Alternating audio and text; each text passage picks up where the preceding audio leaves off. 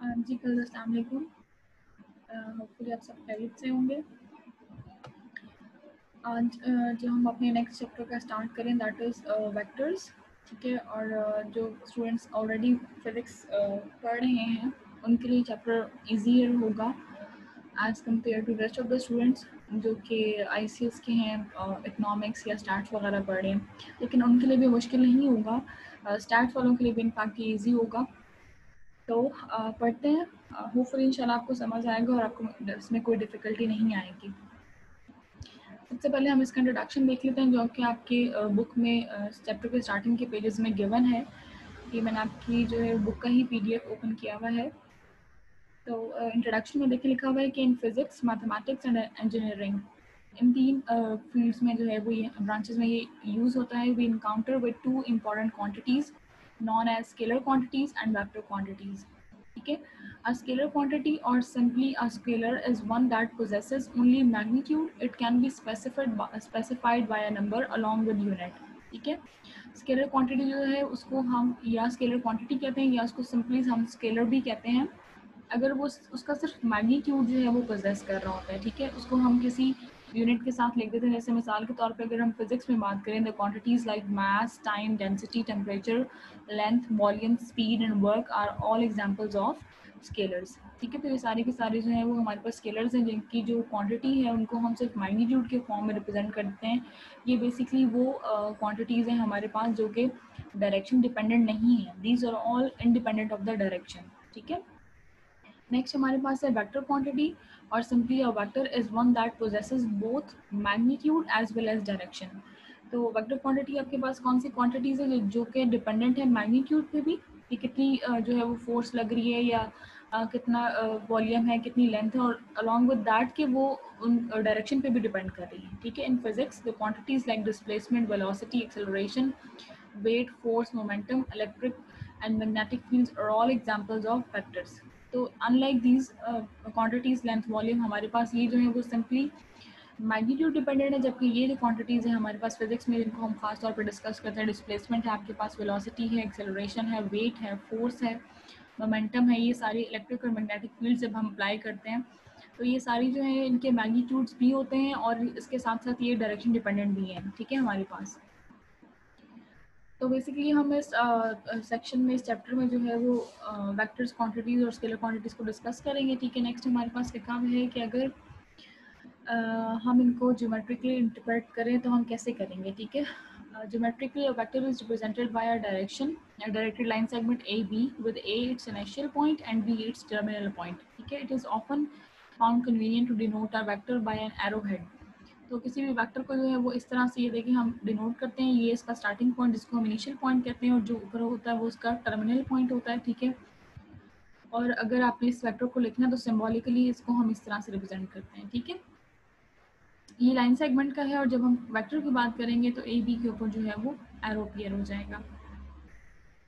Next आपके पास है कुछ लोग एरो भी लगाते हैं, कुछ सिंपल बार लगा देते हैं, ठीक है। नेक्स्ट हमारे पास है कि इसका जो मैग्नीट्यूड है उसको हम मैग्नीट्यूड भी कहते हैं, लेंथ भी कहते हैं और नॉर्म भी कहते हैं ऑफ द वेक्टर AB, और उसको हम इस तरह से लिखते हैं इज इट्स एब्सोल्यूट वैल्यू, ठीक है। ये इस फॉर्म में लिख सकते हैं मॉड के अंदर, या हम इसको ऐसे भी लिख सकते हैं। यूनिट वेक्टर क्या चीज़ है जिसको हम वी हैट से डिनोट करते हैं, that is v vector divided by its magnitude, ये इसका फॉर्मूला हमारे पास आ जाता है, ठीक है। नेक्स्ट हमें कहा हुआ है कि if terminal point B of a vector AB coincide with its initial point then magnitude of AB is equal to 0। देखो अगर coincide का मतलब है कि A पॉइंट जो है वो B पॉइंट के बिल्कुल ऊपर आ रहा है, ठीक है, या उसके ऊपर आ रहा है या उस एक ही पॉइंट है दोनों का, तो फिर तो डेफिनेटली उन दोनों के दरम्यान में जो मैग्नीट्यूड है दैट इज 0। इट मीन्स उनके दरम्यान में कोई फासला नहीं है, तो इस तरह के वेक्टर को हम नल वेक्टर कहते हैं, ठीक है। Two vectors are said to be negative of each other if they have same magnitude but opposite in direction। देखिए मिसाल के तौर पे ये है, these are two vectors जो कि हमारे पास जिनका मैग्नीट्यूड तो सेम है, ये भी ए बी है, ये भी ए बी है, लेकिन this is upward in direction और ये जो है वो डाउनवर्ड डायरेक्शन में है। तो हम इनको कहेंगे कि एक दूसरे का जो है वो मैग्नीट्यूड तो हम सेम पोजेस करें लेकिन ऑपोजिट इन डायरेक्शन है। नेगेटिव साइन जो है वो बेसिकली इनकी डायरेक्शन ऑपोजिट होने की जो है वो रिप्रेजेंटेशन देता है, ठीक है। फिर हमारे पास है multiplication of a vector by a scalar. फिर हम किसी वेक्टर को किसी स्केलर नंबर से मल्टीप्लाई करते हैं, ठीक है। तो वो वही वेक्टर हमारे पास आ जाएगा अगर तो हमने पॉजिटिव से मल्टीप्लाई किया है, तो के वी भी हमारे पास सेम उसी डायरेक्शन में एक और वेक्टर आ जाएगा, ठीक है। लेकिन अगर हम के हमारे पास जो कांस्टेंट अगर वो हमारा नेगेटिव है, तो फिर हमारा के वी जो नया जो हमारे पास जो वेक्टर आएगा that will be in the opposite direction, ठीक है, इस तरह से ये। और इस कंडीशन को हम कहते हैं एंटी पैरेलल, ठीक है। जो इस तरह से होते हैं उनको हम पैरेलल वेक्टर्स कहते हैं। If and only if they are non zero scalar multiple of each other, जो यहाँ पे बात होती है non zero, k must be non zero, ठीक है। तो ये वी और के वी जो है ये आपस में क्या हो जाएंगे आपके पास, scalar multiple of each others कहलाएंगे, ठीक है। और ये पैरेलल वेक्टर्स की डेफिनेशन भी है। इक्वल वेक्टर्स कौन से होते हैं कि जिन दो वेक्टर्स का जो है वो मैग्नीट्यूड और डायरेक्शन दोनों सेम हो, तो हम कहेंगे कि वो इक्वल वेक्टर्स हैं। ना सिर्फ मैग्नीट्यूड बल्कि डायरेक्शन भी सेम है, ठीक है। तो उस केस में वो हमारे पास जो है वो इक्वल वेक्टर्स बन जाते हैं। उसके बाद है कि triangle addition and subtraction of two vectors किस तरह से हम कर सकते हैं। सबसे पहले उसमें हमारे पास आ रहा है ट्राइंगुलर लॉ ऑफ एडिशन, ठीक है। कि अगर इसको हम वैसे हेड टू टेल रूल भी कहते हैं, लेकिन जो लोग फिजिक्स पढ़ रहे हैं उन्होंने ये रूल वहाँ पर स्टडी किया हुआ है। तो देखिए आपके पास ये दो वेक्टर्स हैं, ठीक है, A to B and B to C. तो जब हम ए की टेल को बी के हेड से ज्वाइन करते हैं, ठीक है, तो इसलिए हम इसको हेड टू टेल रूल भी कहते हैं। और ये जो थर्ड जो हमारे पास वेक्टर आ रहा है बेसिकली वो इन दोनों वेक्टर्स का जो है वो सम के इक्विवेलेंट होता है, ठीक है। यहाँ पर ये बात बताई जा रही है, two vectors u and b are represented by the sides of the triangle A B and B C respectively. जैसे ए बी को यू से डिनोट कर रहे हैं, बी सी को बी से डिनोट कर रहे हैं, तो the vector they coincide the initial point of V, then the other side of AC of the triangle gives vector sum U plus V, that is AB plus BC is equal to AC. AB line segment plus BC will be equal to this AC, ठीक है। और next हमारे पास है parallel law of addition. Parallelogram का law of addition हम यही कहते हैं, if two vectors U and B are represented by two adjacent sides, ठीक है। यहाँ पर तो एक का जो हेड है वो दूसरे की टेल से ज्वाइन हो रहा था। ये देखिए ए बी का ये बी इसका टर्मिनल पॉइंट था, यानी ये इसका हेड कहलाता है, और बी सी का बी पॉइंट जो था वो उसका इनिशियल पॉइंट था, ठीक है, टेल थी उसकी। तो यहाँ पर हेड टू टेल रूल आ रहा है, जबकि यहाँ पे ये दोनों जो है वो एडजेसेंट साइड को रिप्रेजेंट कर रहे हैं। एक इस डायरेक्शन में है ए बी और एक आपके पास ए सी, यहाँ पर दोनों की टेल्स जो है वो ज्वाइन हो रही हैं। तो इस केस में वो कह रहे हैं कि of a parallelogram as shown in the figure, then diagonal A D give the sum और resultant of A B and A C. तो ये जो हमारे पास ए डी आता है बेसिकली ये इन दोनों का रिजल्टेंट है, सम ऑफ द, ठीक है, सम और रिजल्टेंट जिसे कहते हैं। कि अगर हम इन दोनों को वेक्टर्स को ऐड कर दें तो इस चीज़ को हम इसका सम कहते हैं या इसको रिजल्टेंट कहते हैं। This is A D, this is what A D is equal to u plus v, ठीक है। This law was used by Aristotle to describe the combined action of two forces. तो ये जो बेसिकली है इसको in laws को introduce कराया था एरिस्टोटल ने फर्स्ट टाइम, ठीक है। नेक्स्ट हमारे पास है subtraction of two vectors. The difference of two vectors A B and A C is defined by A B minus A C which is equal to A B plus within the brackets minus of A C, ठीक है। तो अगर हमने दो vectors को subtract करना है तो उनको हम इस तरह से लिखेंगे। और फिर हमारे पास पोजीशन वेक्टर की बात आ जाती है। The vector whose initial point is the origin O and whose terminal point is P is called the position vector of the point P and is written as OP। तो अगर हमारे vector का जो इनिशियल पॉइंट है वो origin पे लाई कर रहा है, ठीक है, that is O and the terminal point is at point P, तो ये जो OP है this representation is known as the position vector of, this is called the position vector of point P। तो ये जो OP है ये basically इस पॉइंट P की जो है वो पोजिशन वेक्टर को रिप्रेजेंट कर रहा है। The position vectors of the points A and B relative to the origin O are defined by OA is equal to A and OB is equal to B respectively in the figure by triangle law of addition। तो यहाँ पर आप देखें कि जब हमारे पास एक से ज़्यादा वेक्टर्स आ गए हैं तो O से A पे जो हमारे पास एक वेक्टर आ रहा है जिसका इनिशियल पॉइंट O पे है और फाइनल पॉइंट A पे है, तो उसको उसने स्मॉल a से रिप्रेजेंट कर दिया है, ठीक है। नेक्स्ट ये जो हमारे पास है ओ ए ओ बी को उसने स्मॉल बी से डिनोट कर दी है, ठीक है। पोजीशन वेक्टर है ना, तो उसके नीचे हमेशा आपने जो है वो लाइन ड्रॉ करनी है, ठीक है। कुछ लोग जो है वैसे इसके ऊपर भी करते हैं, लेकिन यूजली यहाँ पर भी नोटेशन ये यूज हो रही है और आपके बुक में भी इसको जो है वो नीचे अंडरलाइन किया हुआ है, ठीक है। तो ओ ए प्लस ए बी को आप किस तरह लिख सकते हैं, रिप्लेस कर दें इनके जब ट्राइंगल लॉ हमने बेसिकली क्या पढ़ा था कि ओ ए प्लस ए बी जो है वो ओ बी के इक्वल होता है, ठीक है। अब यहाँ पर ओ ए को उसके पोजीशन वेक्टर से रिप्लेस कर दिया, ओ बी को उसके पोजीशन वेक्टर से रिप्लेस कर दिया, तो ए बी किसके इक्वल आ जाएगा, बी माइनस ए के। यहाँ से माइनस जो है वो मिसप्रिंट हुआ हुआ है, तो this is B minus A plus A यहाँ पर आके इक्वल की साइड पे आकर सब्ट्रैक्ट हो जाएगा, ठीक है। सो ए बी की जो लेंथ है vector that would be equal to B minus A, उसका जो पोजीशन वेक्टर है वो बी को ए में से माइनस करने से हमारे पास आ जाएगा, ठीक है। बी में से ए को माइनस कर दें। फिर हमारे पास है इनके एडिशन है कि दो वेक्टर्स अगर ऐड हो रहे हैं तो किस तरह होंगे।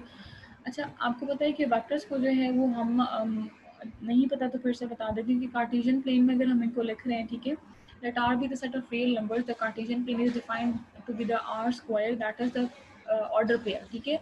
फर्स्ट जो एलिमेंट होता है वो आपका एक्स कंपोनेंट होता है, वाई जो होता है सेकंड एलिमेंट होता है वो आपका वाई कंपोनेंट होता है, यानी कि ये आपका आयत एक्स एक्सिस पर लाई कर रहा होता है, जबकि ये जे एफ कंपोनेंट जो है वो वाई एक्सिस का होता है, ठीक है, हमेशा। So this P of x y, which is uniquely determined by its coordinates x and y, given a vector u in the plane, there exists a unique point P of x y in the plane such that the vector OP is equal to u. So we can use rectangular coordinates. इनको हम Cartesian या rectangular coordinates दोनों इसके नाम है, ठीक है। For P to associate a unique order pair that is x y to vector u, we define addition and scalar multiplication in r square by this, ठीक है। तो अगर इस तरह से हमारे पास वेक्टर को हम इस फॉर्म में रिप्रेजेंट कर सकते हैं, लिख सकते हैं, तो फिर दो वेक्टर्स का जो है वो सम क्या होगा कि आयत कंपोनेंट में ऐड होगा, जेथ कंपोनेंट जेथ में ऐड होगा, ठीक है, यानी कि एक्स वाले में ऐड हो जाएगा, वाई जो है वो वाई में ऐड हो जाएगा।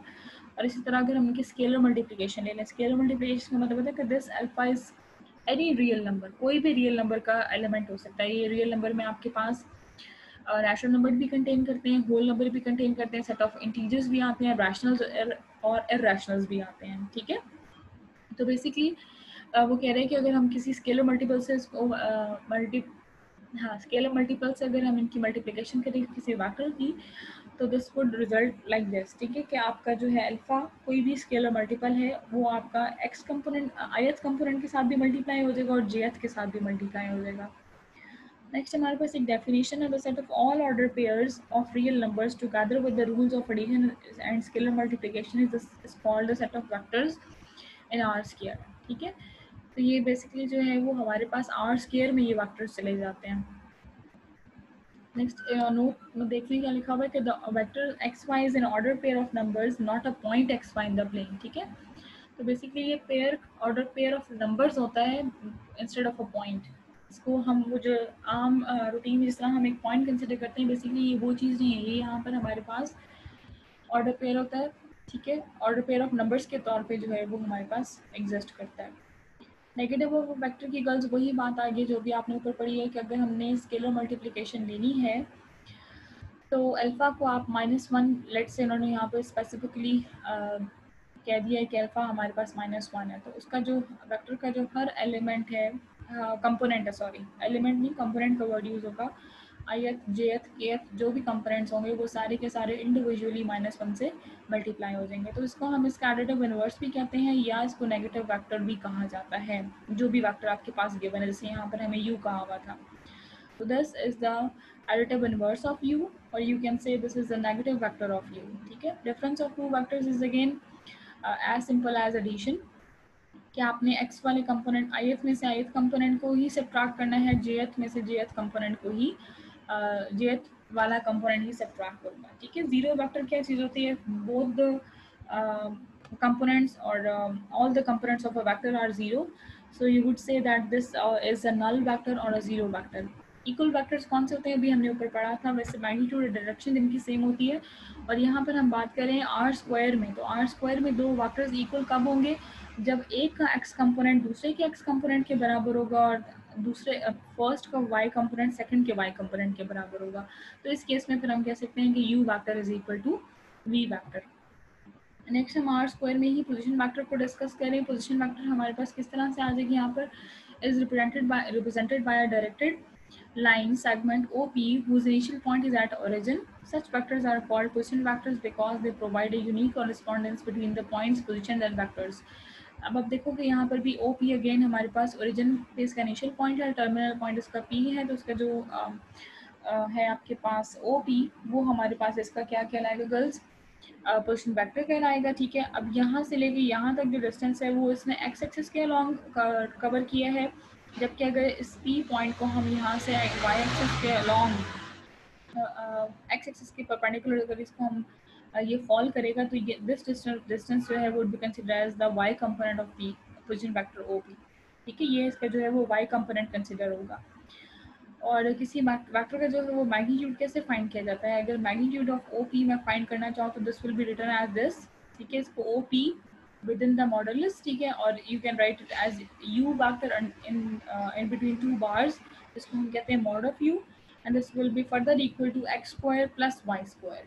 ठीक है, यहाँ पर प्लस का साइन मिसिंग है, यानी कि जो आपका एक्स कंपोनेंट है उसका स्क्वायर जो ith वाला आ रहा होगा आपके पास, ठीक है, अलॉन्ग एक्स एक्सिस होगा, उसका स्क्वायर प्लस jth कंपोनेंट यानी कि जो y एक्सिस के अलॉन्ग आ रहा है उस कंपोनेंट का जो है वो स्क्वायर ले लें, दोनों का सम करें under the root, this will be the magnitude of the given vector. ठीक है, इस तरह से जो है वो वेक्टर का मैग्नीट्यूड हम फाइंड आउट करते हैं। नेक्स्ट जो है वो फिर इस मैग्नीट्यूड से रिलेटेड जो है वो कुछ प्रॉपर्टीज हमने बताई हुई है कि let we be a vector in the plane और in the space and let C with the real number. तो मैग्नीट्यूड जो है वो हमेशा ग्रेटर देन और इक्वल टू जीरो होता है, it can never be negative. एक बात, दूसरी बात ये कि अगर मैग्नीट्यूड जो है वो इक्वल टू जीरो है तो ये इसी सिचुएशन में पॉसिबल हो सकता है इफ़ एंड ओनली इफ, यानी बोथ डायरेक्शंस में ये बात ट्रू है कि अगर v जीरो है तो मैग्नीट्यूड भी जीरो होगा, v इज द वेक्टर। ठीक है, if all the components of your vector are zero, ith jth kth तीनों कंपोनेंट्स अगर उसके जीरो हैं तो उसका मैग्नीट्यूड भी जीरो होगा, और अगर किसी वेक्टर का मैग्नीट्यूड जीरो आ रहा है तो इट इम्प्लाइज कि वेक्टर भी जीरो है। ठीक है, सेकेंड प्रॉपर्टी उन्होंने आपको ये बताई हुई है कि अगर कोई कांस्टेंट जो है वो किसी वेक्टर से मल्टीप्लाई हो रहा है इन द मैग्नीट्यूड तो आप उस कांस्टेंट को जो है वेक्टर से अलग कर सकते हैं। ठीक है, छोटा सा प्रूफ है इसका, ये देख लीजिएगा, आराम से सॉल्व हो जाएगा, इसमें कोई इशू नहीं है। ठीक है, ये देखिए मैग्नीट्यूड का फॉर्मूला ये होता है, तो अगर x और y जीरो हो जाए तो v भी जीरो हो जाएगा, और अगर v जीरो हो तो फिर उसका मैग्नीट्यूड भी जीरो हो जाएगा। और यहाँ पर देखेंगे किस तरह से जो है वो आपने सी स्क्वायर को मैग्नीट्यूड ऑफ v से जो है वो सेपरेट कर लिया। ठीक है, तो इसमें कोई मुश्किल बात नहीं है। नेक्स्ट हमारे पास है another notation for representing vectors in a plane, कि अगर आपके पास कोई वेक्टर किसी प्लेन में पड़ा हुआ है तो आप इसको किस तरह से जो है वो रिप्रेजेंट करेंगे। We introduce two special vectors I is equal to 1 0 and j is equal to 0 1 in R square, as magnitude of I is also 1 and magnitude of j is also equal to 1. So I and j are called unit vectors along x axis and along y axis respectively. I जो है वो मैं आपको already बता चुकी हूँ, this will be considered as along x axis। ठीक है, I हमेशा आपके पास x axis के along वेक्टर होगा, जबकि j हमेशा y axis के along होता है, और अगर हम k की बात करें तो वो हमेशा z axis के along होता है। ठीक है, क्योंकि हम यहाँ पे 2 डायमेंशनल हैं तो यहाँ पे k वेक्टर अभी तक तो इन्वॉल्व नहीं हो रहा, आगे होगा, तो फॉर सेक ऑफ इन्फॉर्मेशन मैंने आपको बता दिया है कि k वेक्टर जो है वो along z axis होता है। ठीक है, perpendicular to both x and y axis। Using the definition of addition and scalar multiplication, अगर हम इस पे एडिशन और स्केलर मल्टीप्लिकेशन की डेफिनेशंस को अप्लाई करें तो देखिए आपके पास ये चीज़ आ जाएगी।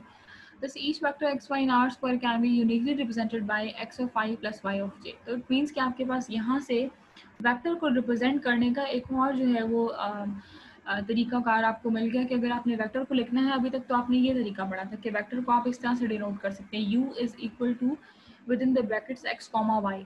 Now this is another way of representing a vector कि हर वेक्टर को आप इस तरह से जो है यूनिकली रिप्रेजेंट कर सकते हैं x of i plus y of j की फॉर्म में। ठीक है, अच्छा i और j क्योंकि हमारे पास वेक्टर्स हैं तो उन्होंने यहाँ पे इनको अंडरलाइन किया हुआ है, आप चाहो तो इनके ऊपर हम हैट भी यूज़ करते हैं। ठीक है, बिकॉज ये यूनिट वेक्टर्स हैं और इसलिए हम इन जो है वो इनके ऊपर हैट भी यूज़ करते हैं sometimes. In terms of unit vector the sum of two vectors can be written as this. ठीक है, अगर हम दो वेक्टर्स को ऐड करें तो उनका सम जो है वो इस तरह से हमारे पास आता है। और फिर नेक्स्ट हमारे पास है अ unit vector in the direction of another given vector, कि अगर हम किसी वेक्टर को किसी और वेक्टर की डायरेक्शन में फाइंड करना चाह रहे हैं and the vector that is given to you is a unit vector. Unit vector का मतलब ये है गर्ल्स कि आपके पास जो वेक्टर है उसका जब आपने मैग्नीट्यूड कैलकुलेट किया तो दैट इज इक्वल टू 1, यानी x का जो कंपोनेंट था, i का जो कंपोनेंट था उसका स्क्वायर प्लस y का जो कंपोनेंट था उसका स्क्वायर लिया, उन दोनों को ऐड किया, अंडर रूट लिया, तो आपके पास अगर आंसर 1 आ रहा है तो ऐसे तमाम वेक्टर्स को हम यूनिट वेक्टर कहते हैं। ठीक है, now we find a unit vector u in the direction of any other given vector v। Now we can do by the use of property 2 of magnitude of vectors. हमने क्या कहा था कि हम जो है वो इस तरह से लिख सकते हैं, ठीक है, इसको, ठीक है, this can be written like this. तो ये the vector v is equal to 1 by v magnitude into v is a required unit vector. It points in the same direction as v because it is a positive scalar multiple of v, ठीक है, क्योंकि ये उसका scalar positive multiple है। ऊपर हमने ये property पढ़ी थी कि अगर k जो आपका स्केलर है वो पॉजिटिव है और वो उसी वेक्टर का मल्टीपल हो तो उन दोनों की जो डायरेक्शन है वो सेम होती है, ठीक है। सो एग्जाम्पल 1 देखें, आपके पास क्या लिखा हुआ है कि v is equal to this and w is equal to this. तो हम इन दोनों का सम कैसे करेंगे वो बताया हुआ आपको। जैसे कि मैंने आपको बताया था कि x वाला कंपोनेंट जो है वो x में ऐड हो जाएगा, y वाला y में ऐड हो जाएगा। 1 + 2 3, और चूंकि यहाँ पर 3 के साथ माइनस है तो plus minus minus 5 - 3 is equal to 2। फिर उन्होंने जो है वो स्केलर मल्टीप्लिकेशन करके आपको दिखाई भी है कि पहले वेक्टर v को 4 से मल्टीप्लाई किया और फिर 2w में ऐड किया। तो इट मीन्स कि जो v के जो हर कंपोनेंट है, मैंने पहले भी बताया था जैसे कि आपको कि v वेक्टर का जो हर कंपोनेंट है वो 4 से इंडिविजुअली मल्टीप्लाई हो जाएगा, ठीक है। 4 1 = 4 -3 × 4 -12। सिमिलरली 2 × 2 4 + 2 5 = 10। अब आपने इन दोनों को ऐड कर लेना है। फिर नेक्स्ट आपके पास जो है वो सब्ट्रैक्शन है और लास्ट में जो है उन्होंने आपको मैग्नीट्यूड फाइंड करके बताया हुआ है, ठीक है, कि किस तरह से जो है वो आपने इसका मैग्नीट्यूड कैलकुलेट करना है। Find the unit vector in the same direction as the vector this. अब आपने ये वाली चीज़ जो है वो फाइंड आउट करनी, जो भी आपने फॉर्मूला पढ़ा है ये वाला, ठीक है। ये चीज़ अब आपने कैलकुलेट करनी है। v is given to you, that is 3, -4. So it can be written as 3i - 4j. First component is along x-axis, so this is 3i. Second is along y-axis, so that is -4j. Magnitude calculate किया तो आपके पास x component का square plus y component का square, that is 25 under the root which is equal to 5, ठीक है। Square root से 5 का स्क्वायर कैंसिल आउट होकर बाहर आ गया 5 के तौर पे, ठीक है। यहाँ पर इनकी वैल्यूज आपने सब्स्टिट्यूट की। ith कंपोनेंट को अलग से 5 से मल्टीप्लाई कर दें, jth कंपोनेंट को अलग से 5 पर डिवाइड कर दें, ठीक है। तो ये आपके पास जो है वो न्यू वेक्टर आ गया, ठीक है। वेरिफिकेशन उसने किस तरह से की है इसकी, कि देखें आप, उसने कहा ना कि फाइंड द यूनिट वेक्टर, तो अब आपने चेक करना है कि क्या ये यूनिट वेक्टर बन रहा है कि नहीं बन रहा। यूनिट वेक्टर की डेफिनेशन क्या है? यूनिट वेक्टर वो वेक्टर्स होते हैं जिनका मैग्नीट्यूड 1 आता है। तो उसने वेरिफिकेशन देखें कि ith कंपोनेंट का स्क्वायर लिया प्लस jth कंपोनेंट का स्क्वायर लिया, उनको सॉल्व किया तो आपके पास आंसर 1 आ गया। सो इट मीन्स कि जो हमने कंपोनेंट वेक्टर फाइंड किया है that is the correct one. Next हमारे पास है find a unit vector in the direction of the vector this. तो इन ये सेम उसी पैटर्न पे ये एग्जांपल भी सॉल्व हो रही है, ठीक है। और अब डिफरेंस देखोगे सिर्फ यहाँ पे क्या है कि उसने जब इनको लिखा है तो बजाय इसके कि वो कॉमर्स की फॉर्म में इनको लिखे या ब्रैकेट में लिखे जैसे कि यहाँ पे लिखा हुआ था, ओनली द डिफरेंस है कि उसने यहाँ पर इनको जो है वो आई, जे और के कंपोनेंट्स की फॉर्म में रिप्रेजेंट किया है, ठीक है। नेक्स्ट आपके पास है if A B C D is a parallelogram such that the points A B and C are respectively this this and this, find the coordinates of D. अब हमें पता है कि पैरेललोग्राम आपके पास ज्योमेट्री में वो वाली शेप होती है जिसकी जो ऑपोजिट साइड्स होती हैं, ठीक है, वो आपस में क्या होती हैं, इक्वल भी होती हैं, ठीक है, और पैरेलल भी होती हैं, ठीक है। यानी A B is parallel to D C and the length of A B will be equal to length of D C, ठीक है। तो इन दोनों बातों को यूज़ करते हुए हम जो है वो डी के कोऑर्डिनेट्स फाइंड आउट करेंगे, ठीक है। तो फर्स्ट ऑफ ऑल हमने क्या यूज़ किया कि A B and D C are equal in case of parallelogram. तो ए बी का डिस्टेंस कैसे फाइंड करेंगे गर्ल्स, कैसे फाइंड करेंगे? ए के कंपोनेंट्स क्या है, -2 एंड -3, बी के कंपोनेंट्स क्या है, 1 और 4। ए बी के कंपोनेंट्स आप कैसे फाइंड करते हैं, डिस्टेंस फॉर्मूला लगाते हैं इसके ऊपर, ठीक है, जो आपने चैप्टर नंबर 4 में पढ़ा होगा। 1 में से इसको माइनस करें, ठीक है, माइनस माइनस प्लस हो जाएगा, 1 + 2i। 4 में से यानी y कंपोनेंट में से y कंपोनेंट माइनस होगा, 4 में से 3 को माइनस करेंगे, minus minus plus. D C भी हम इसी तरह फाइंड करेंगे। डी को हम सपोज कर लेते हैं x और y, these coefficients are need to be determined. हमने x और y कंपोनेंट्स जो है वो फाइंड करने हैं, तो रैंडमली फिलहाल हमने उनको x और y का नाम दे दिया। जब हम डी सी फाइंड करेंगे इट मीन्स कि सी में से डी को माइनस करते जाएं। सी के कंपोनेंट्स क्या हैं, 0 - x एंड -5 - y, ठीक है। तो दिस इज -x, इन दोनों में से भी माइनस अगर हम कॉमन निकाल लें तो दैट इज -y, -5 + y हो जाएगा, ठीक है। अब हमें पता है कि दो वेक्टर जो हैं वो आपस में बराबर कब होते हैं कि जब उसका ith कंपोनेंट एक का दूसरे के ith कंपोनेंट के बराबर हो और फर्स्ट का jth कंपोनेंट सेकंड के jth कंपोनेंट के बराबर हो। तो यहाँ से देखिए हमने इन दोनों कंपोनेंट्स को इक्वेट कर लिया। आई वाले केस में हमारे पास 3 is equal to minus X आ गया, which implies X is equal to -3। J के केस में हमारे पास -5 minus Y is equal to 7 आ गया। माइनस वाई को इस साइड पे ले आए, 7 को इस साइड पे ले आए, माइनस वाई यहाँ पे आके प्लस हो जाएगा, 7 इधर आके माइनस हो जाएगा, माइनस माइनस प्लस, 7 और 5 12 हो गए, साइन अब आपके पास माइनस का आ गया। ठीक है, so the coordinates of D R -3 and -12।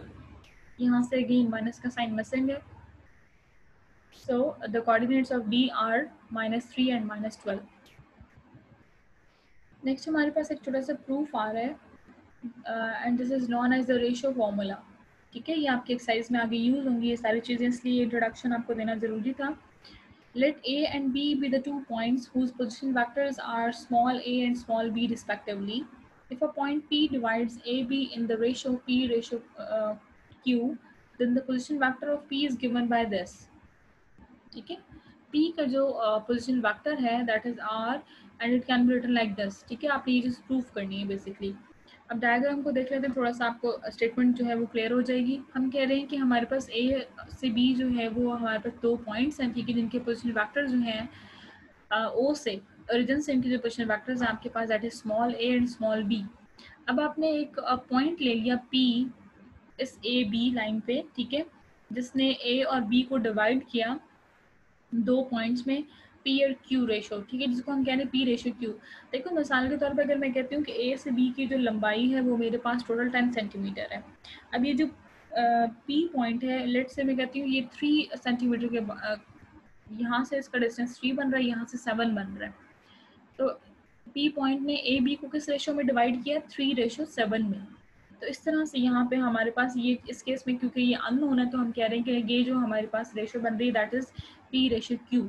अब वो कह रहे हैं कि इसने इसको इस रेशो में ब्रेक किया। नेक्स्ट हमने प्रूव ये करना है कि P का जो पोजीशन वेक्टर है ना R, उसकी वैल्यू ये बनती है। बेसिकली आपने प्रूफ ये चीज़ करनी है कि Q into position vector of A plus P into position vector of B divided by P plus Q। R का जो पोजिशन वेक्टर है ना उसकी वैल्यू आप इस तरह से कैलकुलेट, सॉरी पी का जो पोजिशन वेक्टर है ना आर, उसकी वैल्यू आप इन चीज़ों को यूज़ करते हुए कैलकुलेट कर सकते हैं। ठीक है, प्रूफ स्टार्ट करते हैं।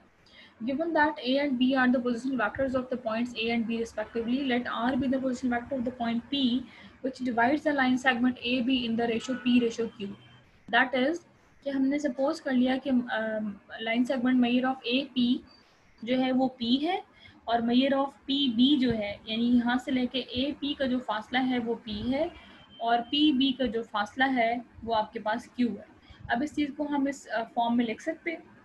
ठीक है, इस तरह से लिखने के बाद आपने इनकी क्रॉस मल्टीप्लिकेशन कर दी। क्रॉस मल्टीप्लिकेशन करने के बाद आपके पास क्या रहा, 10 Q into A P is equal to P into P B, which means कि जब आपने इसका फॉर्मूला लगाया तो ए पी का फॉर्मूला क्या बनेगा, ए से पी, इसका पोजिशन वेक्टर आर है, इसका ए है, आर माइनस ए आ गया आपके पास। यहाँ से पी बी का क्या बनेगा, बी माइनस आर हो जाएगा। This is written over here. ठीक है, अब आपने क्या किया, क्यू को और पी को अंदर मल्टीप्लाई कर दिया। Q of R minus Q of A is equal to P of B minus P of R। R वाले पोजिशन वेक्टर्स को आपने इक्वेशन के एक साइड पे कंबाइन कर दिया, rest of the components are on the other hand side of the equation, other side of the equation. ठीक है, तो आपके पास क्या आ जाएगा, इन दोनों में से R कॉमन ले लें, अंदर आपके पास क्या रह जाएगा P प्लस Q, और यहाँ पर आपके पास अदर साइड पे आपके पास क्या आ रहा है, Q of A plus P of B, इनका प्रोडक्ट है और सामने फिर P प्लस Q यहाँ पर R के साथ मल्टीप्लाई हो रहा है, इस साइड पे आकर डिवाइड हो जाएगा, और यही चीज़ आपने प्रूव करनी थी। ठीक है, और नेक्स्ट क्रॉलरी ये कह रही है आपको, इसी से जो है क्रॉलरी बेसिकली हम इसी रिजल्ट से जो है वो एक और रिजल्ट डिड्यूस कर रहे होते हैं। ठीक है, तो वो कह रहे हैं कि अगर हम P Q को 1 1 ले लें, ठीक है, तो फिर आपके पास R जो पोजिशन वेक्टर है वो क्या आ जाएगा, A plus P divided by 2, यानी इसका मतलब है कि P जो है वो इस लाइन सेगमेंट को इक्वली डिवाइड कर रहा है 1:1 में। ठीक है, तो तब आपके पास R की वैल्यू क्या आ जाएगी, ये देखिए, Q को भी 1 पुट कर दें, P को भी 1 पुट कर दें नीचे भी, तो 1 + 1 2 हो गया, और ऊपर 1.a plus 1.b is equal to b। तो उस केस में आपके पास पोजिशन वेक्टर की R की वैल्यू ये आ जाएगी, R is equal to a plus b by 2। ठीक है, नेक्स्ट एक एग्जांपल है हमारे पास कि अगर if a and b are the position vectors of a and b respectively with respect to the origin and c be the point on ab such that oc is equal to a plus b by 2, then show that c is the midpoint of ab.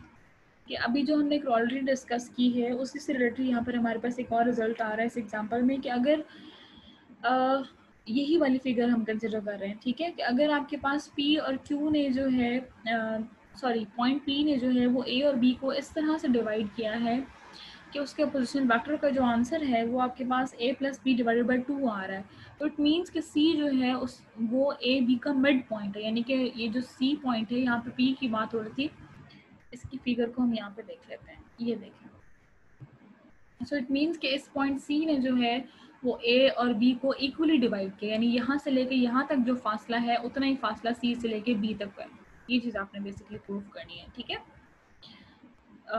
Given हमें क्या क्या है, ओ ए का position vector A है, O B का B है, ओ सी का क्या है 1/2 A plus B into A plus B, ठीक है। नाउ 2 यहाँ पर डिवाइड हो रहा था, ये देखें 2 यहाँ पर डिवीजन में है, इस साइड पे आके मल्टीप्लाई हो जाएगा। 2 of OC can be written like this, OC plus OC, ठीक है, and it can be written as OC minus OA. OC को OC को उसने किससे रिप्लेस कर दिया है, माइनस ऑफ OA से, ये रिप्लेस नहीं किया। OA यहाँ पे ऐड हो रहा था, इस साइड पे आके सब्ट्रैक्ट हो गया, OC यहाँ पे ऐड हो रहा था, इस साइड पे आके सब्ट्रैक्ट हो गया, ठीक है। और आपको पता है कि हमने कहा है कि अगर हम जो है वो डायरेक्शन के रिवर्स कर दें तो साइन का चेंज हो जाता है। ये डायरेक्शन ओ ए थी, अगर मैं इसको ए ओ कर दूं तो माइनस का साइन अपीयर होगा और उस माइनस ने इस वाले माइनस के साथ मिलकर इसको पॉजिटिव बना दिया। इसी तरह सी ओ सी जो है वो सी ओ बन के पॉजिटिव हो गया, ठीक है। ए ओ प्लस ओ सी, ये देखें A O plus O C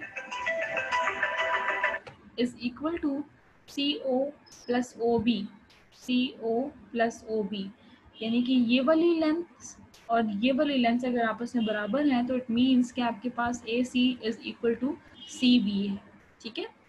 Thus measurement of length AC is equal to measurement of length CB. C is equidistant from A and B. It means कि C का A से और B से फासला बराबर है, ठीक है। इक्विडिस्टेंस का ये मतलब होता है।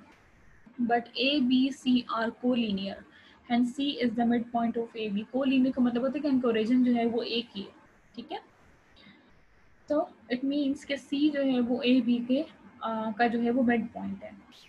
नेक्स्ट एग्जांपल आपके पास आ रही है वो अगेन पैरेललोग्राम वाला एक केस है हमारे पास, और ये भी इंपॉर्टेंट है। Use vectors to prove that the diagonals of a parallelogram bisect each other.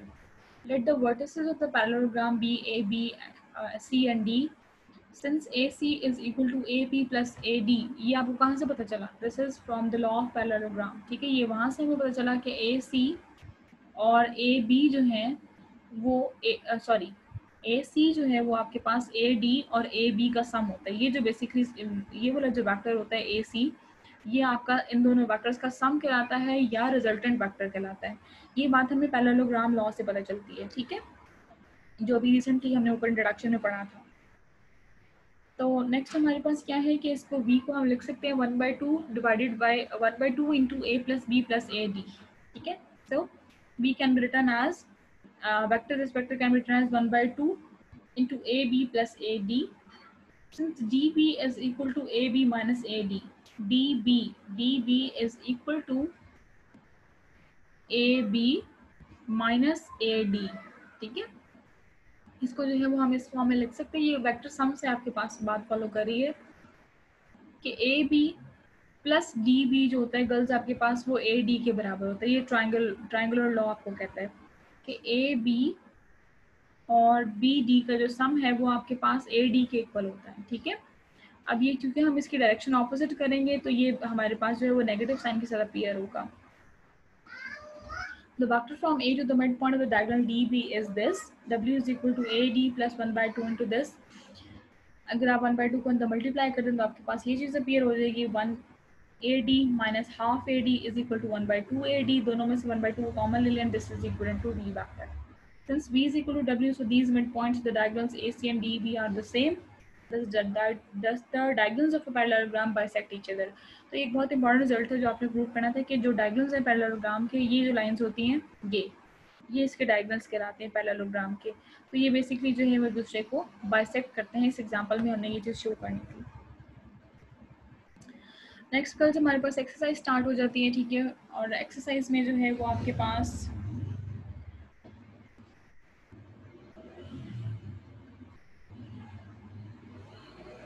ठीक है, आज का लेक्चर हम यही इंट्रोडक्शन तक रखते हैं और नेक्स्ट लेक्चर में जो है वो इंशाल्लाह मैं आपको एक्सरसाइज स्टार्ट करवाऊंगी।